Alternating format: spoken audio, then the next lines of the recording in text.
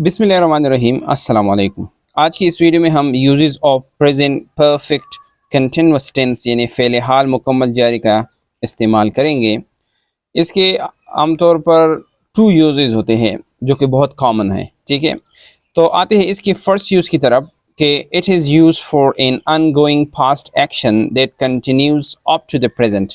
यानी एक ऐसी एक्टिविटी जो कि अनगोइंग पास्ट एक्शन है, यानी पास्ट में ये क्या होगा, मतलब जारी है, और ये पास्ट में सिर्फ जारी नहीं है but continues up to the present, यानी प्रेजेंट तक भी ये क्या है, जारी है। यानी प्रेजेंट में उसकी जो कंटिन्यूटी है वो अब भी है।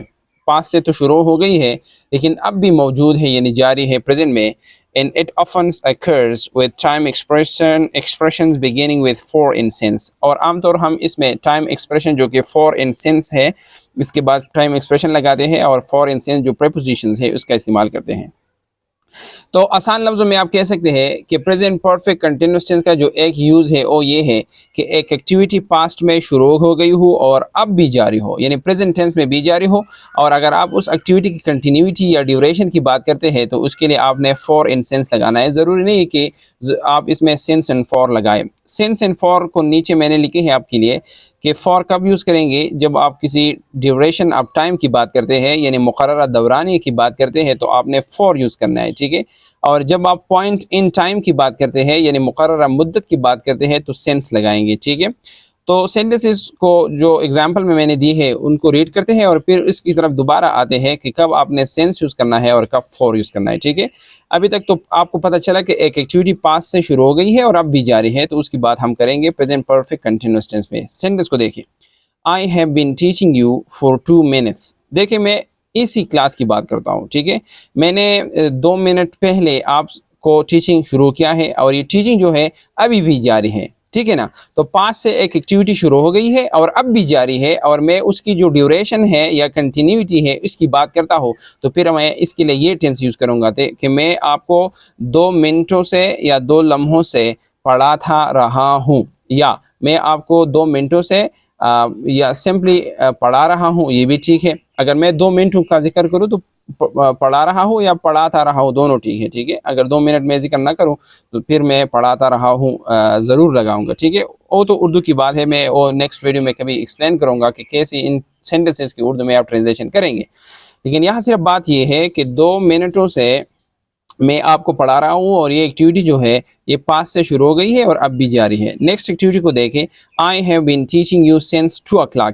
अच्छा, यहाँ मैंने फॉर इस्तेमाल किया है। फॉर क्यों इस्तेमाल किया है कि यहाँ मैं 2 मिनट्स की बात करता हूँ और ये 2 मिनट्स जो है ये ड्यूरेशन ऑफ टाइम है, ठीक है। अब अगर मैं मुकर्ररा मुद्दत यानी कब से मैं आपको पढ़ा रहा हूँ तो उनके लिए मैं फिर क्या लगाऊंगा, सिंस लगाऊंगा कि मैं 2 बजे से आपको पढ़ा रहा हूँ, ठीक है। तो 2 o'clock के आगे आपने क्या लगाना है, सेंस लगाना है, क्योंकि ये एक मुकर्ररा मुद्दत है। आपको मैं एक आसान बात बता रहा हूँ कि आपने फॉर कब यूज़ करना है और सेंस कब यूज़ करना है। तो ये याद रखिए कि जब भी आप ऐसे टाइम की बात करते हैं या ऐसी एक्टिविटी की बात करते हैं जिसका जो बिगिनिंग टाइम है, स्टार्टिंग टाइम है, वो मालूम हो तो फिर आपने सेंस यूज़ करना है। मिसाल के तौर पर 2 बजे है तो ये इस पर 2 बजे पर एक्टिविटी शुरू हो गई है तो इसके लिए आप सेंस यूज़ करिए। या मिसाल के तौर आप कहते हैं कि सुबह से कुछ जारी है तो सुबह जो है ये बिगिनिंग टाइम है, बिगिनिंग टाइम जब मालूम है तो इसके लिए आपने सेंस यूज़ करना है। लेकिन जब आप ड्यूरेशन की बात करते हैं, मसलन आप कहते हैं कि 2 दिनों से ये हो रहा है, 2 सालों से ये हो रहा है, 2 मिनटों से या 2 दहाइयों से, ठीक है। तो इस तरह 2 मिसाल के तौर पर घंटों से, 3 घंटों से, 4 घंटों से, दिनों से, इस तरह अगर आप बात करें तो ये ड्यूरेशन होगा और इसके लिए आपने फॉर यूज़ करना है। लेकिन आप जब एग्जैक्ट यानी स्पेसिफिक टाइम की बात करते हैं कि इस टाइम से अब तक कोई एक्टिविटी जारी है तो फिर आपने उसके आगे सेंस यूज़ करना है। थर्ड एक्टिविटी को देखें, सेंटेंस को देखें, it has been raining since morning, यानी सुबह से बारिश बरसती रही है या बरस रही है। ये क्यों आपने सेंस यूज़ किया, क्योंकि जो बारिश की जो एक्टिविटी थी वो कब शुरू हो गई है, ये मॉर्निंग से शुरू हो गई, ये एक मुकर्ररा मुद्दत है तो इसके आगे आपने सेंस यूज़ करना है। तो ये हो गया फर्स्ट यूज़ इस टेंस का, ठीक है। इसका दूसरा जो यूज़ है वो ये है कि it is use to describe an activity that ended in the past. अब देखिए यहाँ जो है एक्टिविटी जो है पास्ट में एंड हो गई है, ठीक है ना। लेकिन but there is an emphasis on the continuity of the action और an explanation of something happen. ऊपर बात किस तरह थी कि ऊपर जो एक्टिविटी थी वो पास्ट में शुरू हो गई थी और अब भी प्रेजेंट में भी जारी है, लेकिन यहाँ इस तरह नहीं है। एक्टिविटी पास्ट में मतलब ख़त्म हो गई है, लेकिन बात यह है कि उस एक्टिविटी की कंटिन्यूटी और या जो चीज़ हो गई है उसकी वजह, जो एक्सप्लेनेशन है उसके ऊपर हम बात करेंगे। तो जब हम उस रीज़न को बयान करेंगे उस एक्टिविटी की, तो फिर हम उसके लिए present perfect continuous tense use करेंगे। मैं आपको मिसाल देता हूँ, फिर आपको समझ आ जाएगी। मिसाल के तौर पर आप देखिए, मिसाल के तौर पर एक बंदा था, वो कुकिंग कर रहा था, लेकिन वो कुकिंग तो अब नहीं कर रहा, ख़त्म कर रहा है, ख़त्म कर चुका है उस कुकिंग को। लेकिन उसकी जो क्या है, उसका जो रिज़ल्ट है वो ये है कि कुकिंग की वजह से मिसाल के तौर पर किचन से या पूरे घर से धुआं बाहर निकल रहा है। तो अब देखिए मैंने जुमले लिखे हैं कि where is the smoke coming from, ये धुआं कहाँ से आ रहा है। There is smoke in the whole house, पूरे घर में तो धुआं है, ये धुआं कहाँ से आ रहा है। अब देखिए मैं इसकी जवाब में क्या कहूँगा, ये टेंस यूज़ करूँगा जी। तो मैं इसको जवाब में इस तरह कहूँगा कि वी हैव बीन कुकिंग मील, ठीक है ना, हम तो खुराक पकाते रहे हैं, ठीक है। तो मतलब ये पकाते रहे हैं, तो इस सेंस में ठीक नहीं लग रहा आपको मसला, क्योंकि एक्टिविटी तो ऑलरेडी एंड हो गई है, यानी एक्टिविटी ख़त्म हो गई है। लेकिन उसकी जो रीज़न मतलब उसका जो नतीजा है, रिज़ल्ट है, और वो ये है कि धुआं बाहर निकल रहा है।